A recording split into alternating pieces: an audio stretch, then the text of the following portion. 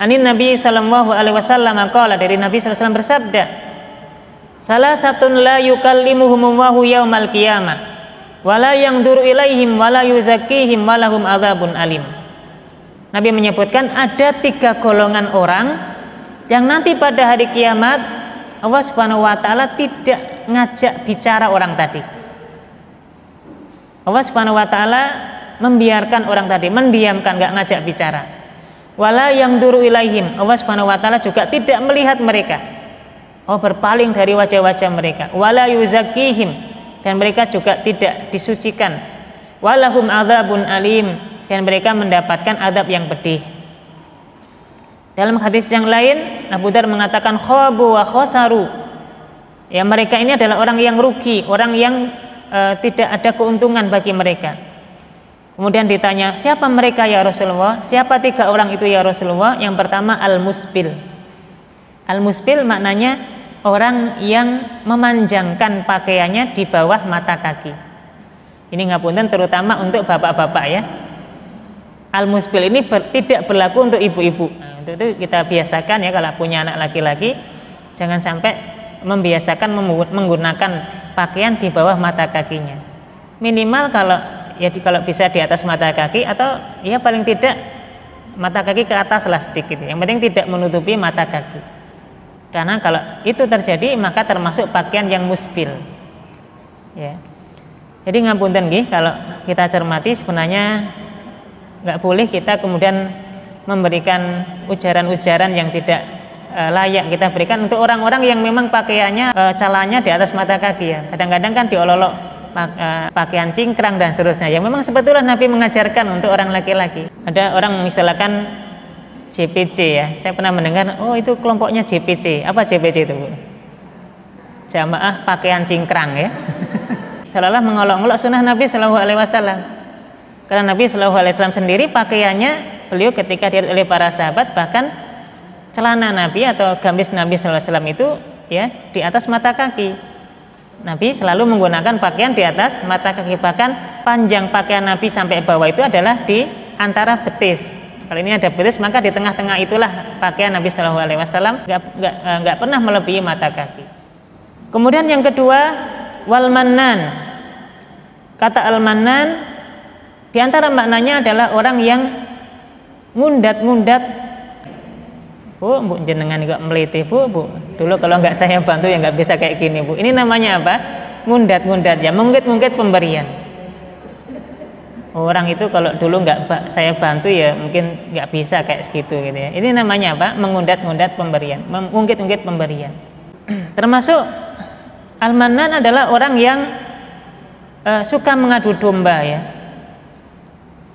Domba aja nggak mau diadu, ini orang diadu-adu ya, mengadu domba, menyebar fitnah dan seterusnya. Maka ini termasuk golongan orang yang tidak dilihat oleh Allah Subhanahu wa taala. Nah, yang ketiga poinnya di sini, wal munafiq sil'atau bil halaf al-kadzib. Orang yang melariskan dagangannya, orang yang melariskan barang jualannya bil halaf wal kadzib, ya, dengan sumpah dan kedustaan. Mananya adalah orang yang sumpah palsu. Jadi seorang pedagang untuk menjadikan dagangannya laris supaya terjual dan cepat laku, kemudian dia sumpah-sumpah dengan sumpah palsu, maka hakikatnya pedagang ini sudah melakukan dosa besar dengan melakukan sumpah ghamus. Seorang pedagang misalnya ketika ada pembeli datang dan mengatakan, Bu, sumpah Bu, ini bagus Bu, barang ini Bu, demi Allah Bu, bagus ya. Baru Bu, saya baru beli tadi malam, padahal belinya sudah 3 bulan yang lalu gitu kan. Supaya orang lain yakin bahwa dagangannya ini betul-betul bagus, maka dia melakukan sumpah-sumpah yang palsu. Maka orang yang menggampangkan sumpah palsu supaya dagangannya bisa laku, dipercaya orang dengan mengucapkan sumpah tadi, dia termasuk orang yang melakukan dosa besar, melakukan sumpah ghamus ya. Sumpah yang besar, dosa besar ini. Untuk itu ada suatu kisah ya, dan ini berkaitan dengan orang yang suka melakukan sumpah palsu. Dulu pernah terjadi di zaman Hasan al-Basri. Ya, ada seorang pedagang Seorang pedagang ini ketika ditemui oleh Hasan Al-Basri, dia ini suka sekali sumpah. Nah, kemudian di lain waktu, beberapa waktu yang lain, dengan pedagang yang sama, orang yang sama ini tiba-tiba berubah drastis orang ini. Berubah drastis ketika dia berdagang, tidak ada lagi sumpah-sumpah. Kalau ada orang yang mau beli, kalau lah misalnya mau beli ya silakan beli, kalau enggak ya enggak masalah. Maknanya dia tidak melakukan sumpah-sumpah palsu lagi.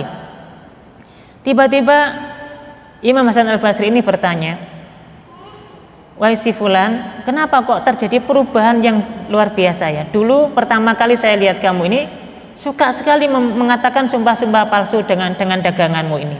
Tiba-tiba hari ini kamu enggak melakukan itu sama sekali. Ya, kamu hari ini tidak melakukan hal yang dulu kamu lakukan sebelumnya.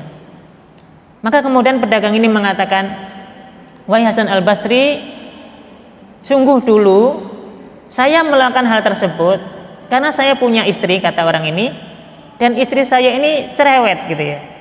Setiap kali datang ke rumah saya kok enggak habis dagangan ini, saya dimarah-marahi.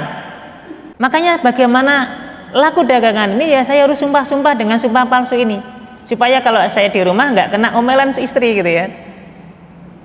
Tiba-tiba istri saya ini meninggal. Ini musibah atau nikmat ini ya? Dan kemudian saya menikah lagi dengan istri yang lain, dengan istri yang baru. Nah, istri yang kedua saya ini, kata pedagang tadi, dia kemudian setiap kali saya keluar dari rumah, maka dia mengatakan kepadaku, wahai suamiku, jangan engkau bawa harta haram masuk ke dalam rumah ini. Biarkan kami lapar dan kami bersabar dengan lapar kami, daripada kami harus menahan panasnya api neraka nanti di akhirat karena engkau membawa makanan yang haram di rumah kami ini. Maka setiap kali saya berangkat kerja saya tenang, dan saya tidak mungkin membawa harta haram dengan cara bersumpah dengan sumpah palsu. Maka saya dagangannya ya sedapat-dapatnya.